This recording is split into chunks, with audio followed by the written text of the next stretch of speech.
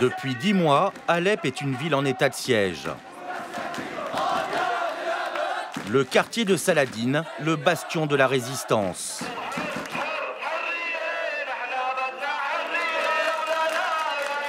Aujourd'hui, les habitants célèbrent le 2e anniversaire du début de la révolution. La manifestation se dirige vers la ligne de front, distante d'une dizaine de mètres seulement. En tête de cortège, les islamistes armés se mêlent à la foule. Reculez, c'est dangereux. Il y a des tireurs plus loin. Un homme les empêche de se mettre sous le feu des snipers du régime. C'est le commandant Abou Ali, un des chefs les plus puissants de la rébellion. Ici, c'est une vraie ligne de front. Le premier martyr d'Alep est tombé dans cette rue. C'est pour cela qu'on l'a baptisé la rue des martyrs. Une semaine plus tard, 27 martyrs y sont morts. J'ai commencé la lutte armée dans cette rue et je la finirai ici.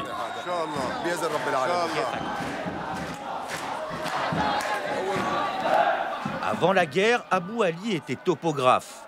Dès le début de la révolution, il a rejoint les rangs de l'armée syrienne libre pour protéger et défendre son quartier.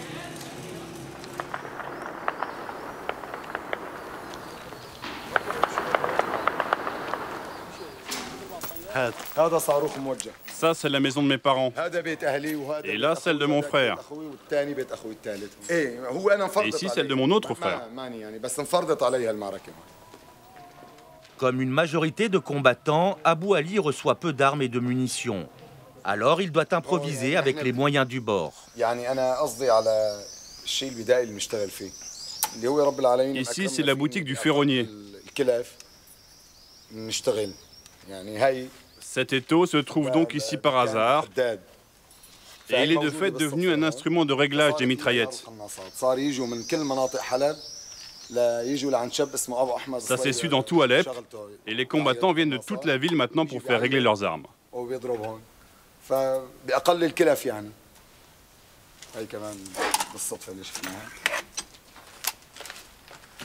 Avec une centaine d'hommes positionnés sur les hauteurs de la ville, Abou Ali est le seul rempart pour empêcher les chars du régime de rentrer dans Alep.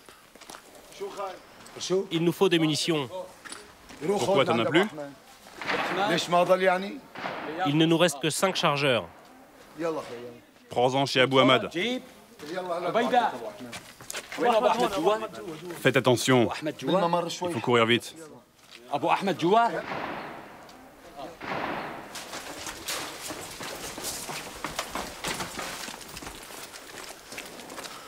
La position que défend Abou Ali est sous le feu nourri des snipers. Face à l'arsenal de l'armée de Bachar, le chef de guerre est devenu le roi de la débrouille.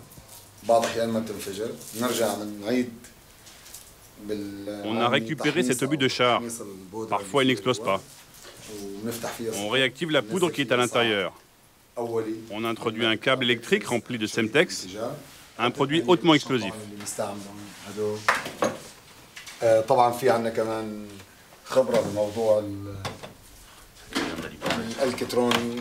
Ce matériel nous sert à fabriquer nos munitions. Nos moyens sont assez rudimentaires.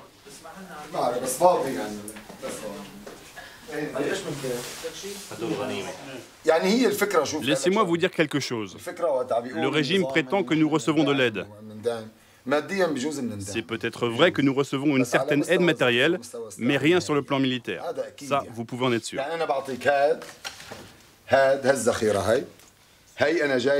Regardez ces munitions. C'est un butin de guerre, comme on dit. Je les ai récupérés sur un soldat que j'ai tué.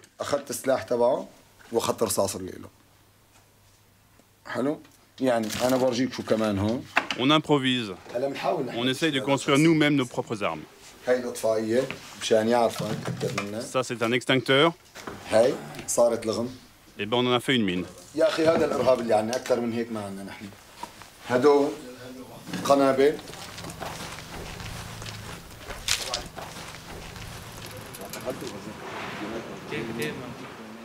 Après 10 mois de siège, la ville d'Alep est un champ de ruines.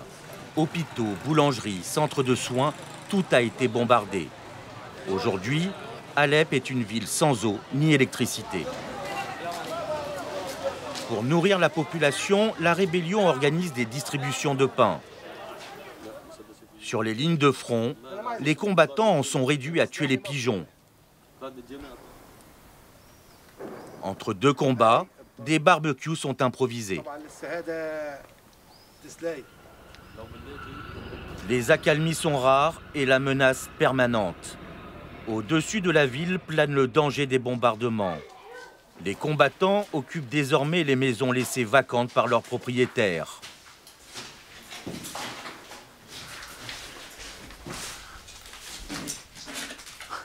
La ville semble s'installer dans la guerre. C'est à peine si les passants pressent le pas quand l'artillerie du régime se met à gronder.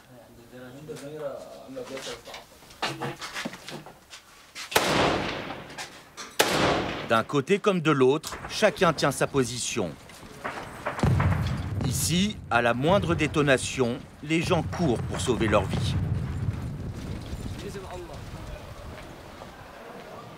Lunettes de marque et sac en bandoulière, Guevara commence sa journée. Elle est snipeuse. À son tableau de chasse, une quinzaine d'ennemis abattus. Moi, je tire avec une arme russe. J'ai également un pistolet, ça c'est normal, et j'ai aussi une arme personnelle. La mitraillette, c'est l'arme juste pour les batailles. Quelques semaines de formation militaire et Guevara a été autorisée à rejoindre les combattants. Cela fait 5 mois qu'elle tient l'ennemi dans sa ligne de mire.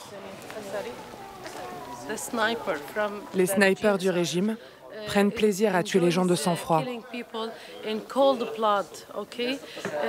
Dans ce quartier où jouaient des enfants, j'ai vu un petit garçon avec sa maman se faire descendre par un sniper. Et ils sont morts sur le coup. Ça m'a choqué. Ils n'étaient pas armés. Ce n'étaient pas, comme on dit, des terroristes, mais juste des gens ordinaires.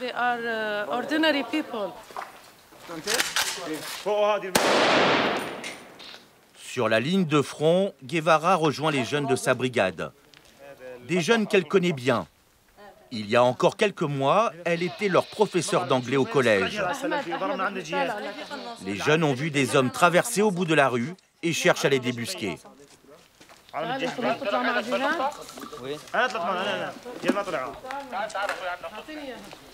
Regarde juste à travers la lunette du fusil.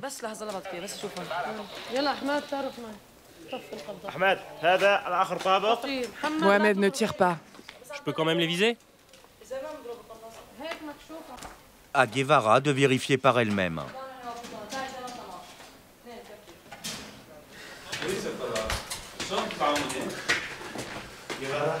Vous faites toujours la guerre en talons hauts? Oui, oui, je suis bien. Je suis à l'aise. Mais j'ai aussi des chaussures pour le combat.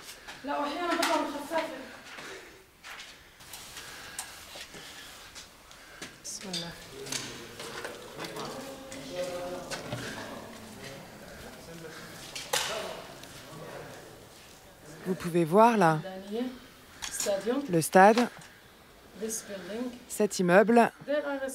Il y a des snipers, bien sûr. Il y a aussi des soldats en bas.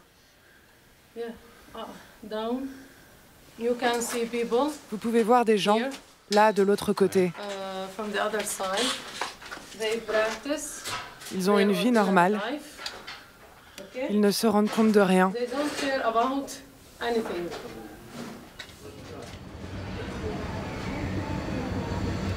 Durant notre séjour, les islamistes du front Al-Nusra se sont fait discrets.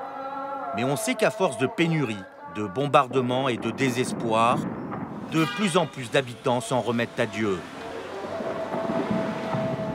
Les troupes du régime le savent bien, et pour l'exemple, ils n'ont pas hésité à attaquer à l'arme lourde une des plus anciennes mosquées du monde arabe.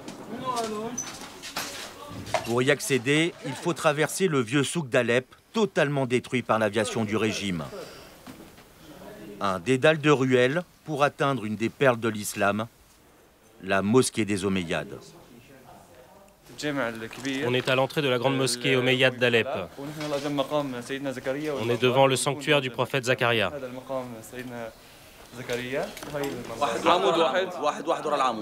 Notre guide s'appelle Omar, il est étudiant en archéologie et nous parle à visage caché. Ici, les services secrets de Bachar font toujours peur. On ne doit avancer que derrière les colonnes, parce qu'il y a beaucoup de snipers. On va sortir tout à l'heure, et vous verrez l'ampleur des destructions. Après de violents combats qui ont duré 2 semaines, les rebelles ont réussi à repousser les troupes ennemies. Mais elles ne sont qu'à quelques dizaines de mètres et tiennent encore la mosquée sous leur feu.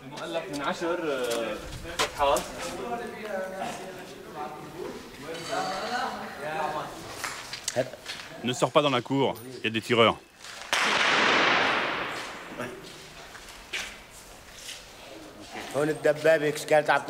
Un char a tiré un obus sur la mosquée et a mis le feu.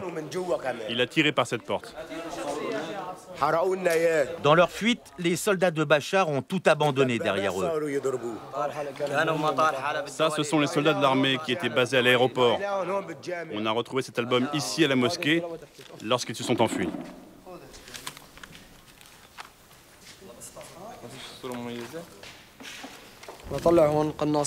Ça, ce sont les mitrailleuses qu'ils utilisent.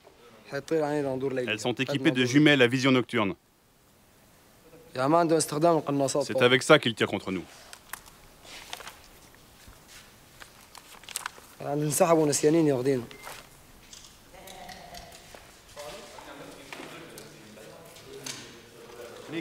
Omar le sait bien.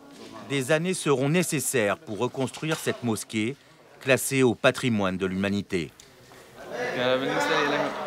Moi, je suis syrien. Et je me sens concerné par tout ce qui arrive dans mon pays. Mais avant tout, je suis surtout originaire d'Alep. Et je ressens une profonde douleur quand je vois notre patrimoine détruit. Chaque trou dans les murs est une balle dans notre cœur.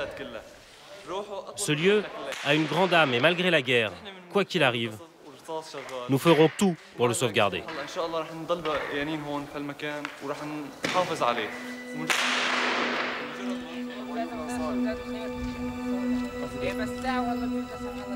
Alep résiste encore, mais pour combien de temps?